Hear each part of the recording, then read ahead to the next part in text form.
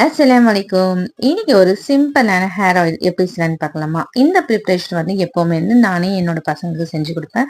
முதல்லலாம் கடையில வாங்கிட்டு இருந்தேன். இப்போ வந்து நானே செஞ்சுக்கிறது. அதுதான் இன்னைக்கு உங்க கூட ஷேர் பண்ண போறேன்.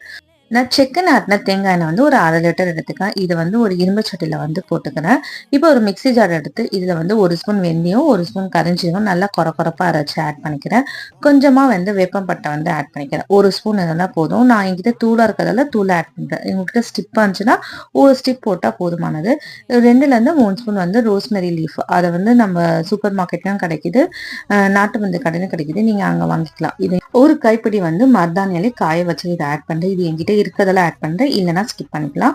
நம்ம போட்ட ரோஸ்மெரி லீஃப் வந்து நல்லா வந்து ப்ரௌனிஷ் கலர்ல கலர் மாறி வரும். அப்போ வந்து நீங்க ஃப்ளேம் ஆஃப் பண்ணிட்டு ஒரு நைட்டு ஃபுல்லா விட்டுட்டு நெக்ஸ்ட் டே வந்து நீங்க எடுத்து ஒரு பாட்டில ட்ரான்ஸ்ஃபர் பண்ணிட்டு இதை வந்து நம்ம டெய்லி எப்படி அப்ளை பண்ணுவோமோ அந்த மாதிரியே அப்ளை பண்ணிக்கலாம்.